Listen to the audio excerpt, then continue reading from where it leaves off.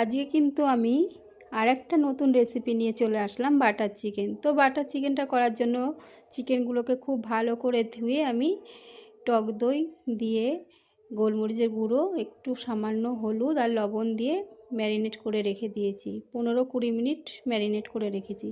তোমরা চাইলে আর একটু বেশি সময় রাখতে পারো, কারণ যতটা ম্যারিনেট করা থাকবে ততটাই কিন্তু চিকেনটা খুব ভালো হবে। আর আজকে আমি একদম খুব অল্প চিকেন করছি, কারণ আজকে আমি আর আমার ছেলেই শুধু বাড়িতে রয়েছি, আর কেউ ছিল না। সেই কারণে আমি খুব অল্প রান্না করছি। তো টক দইটা দিয়ে ভালো করে আমি এবার ঢেকে রেখে দেবো 15-20 মিনিটের জন্য।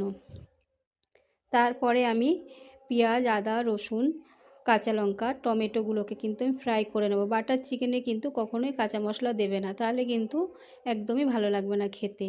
কিছুটা তেল দিয়ে তোমরা মশলাটাকে ভালো করে একটু ব্রাউন কালারে ফ্রাই করে নেবে। তারপর একটি মিক্সি জারে দিয়ে ভালো করে একটা পেস্ট বানিয়ে নেবে। তো চলো, আমার পেস্ট বানানো হয়ে গেছে। এবার আমি, যেহেতু বাটারটা তো অবশ্যই দিতে হবে, তো সাদা তেলের সঙ্গে আমি বাটারটা দিচ্ছি, কারণ আমার ঘরে বাটার কম আছে। আর সেই কারণে একটু বাটারটা কম আছে বলে আমি সাদা তেলটা ইউজ করব। তো চলো দেখো, এবার মশলার সঙ্গে আমি কাজু বাদামটা দিয়ে নিলাম। আমার ফ্রাই করা মশলাগুলো ঠান্ডা হয়ে গেছে। এবার আমি সুন্দর করে একটা গ্রেভি বানিয়ে নিলাম। তারপরে আমি বাটার আর সাদা তেল দিয়ে চিকেনগুলোকে খুব ভালো করে ফ্রাই করে নেব।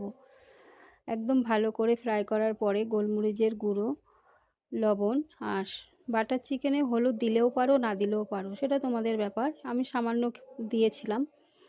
তারপরে দিয়ে ভালো করে আমি চিকেনটাকে ফ্রাই করে একদম মশলাটা দিয়ে কষা কষা করে নেব। এইভাবে একবার তোমরা বাটার চিকেন বানিয়ে খাবে, ভাত, রুটি, পরোটা, যে কোনো কিছুর সঙ্গে কিন্তু অসাধারণ লাগে। তো রান্নাটা আমার কিন্তু খুবই সুন্দর হয়েছিল। তোমরাও একবার এইভাবে বানিয়ে খেয়ে দেখো। অপূর্ব, অসাধারণ টেস্টি একটা চিকেন, বাটার চিকেন কার কার পছন্দের অবশ্যই কিন্তু কমেন্ট বক্সে জানিয়ে যেও। তো আজকের মতো এখানেই বিদায় নিলাম, টাটা। আবার নেক্সট দিন দেখা হবে অন্য কোনো রেসিপি নিয়ে। তো আমার চ্যানেলটাকে সবাই সাবস্ক্রাইব করে দিও, পাশে থেকেও, ভালোবাসা রইল তোমাদের জন্য।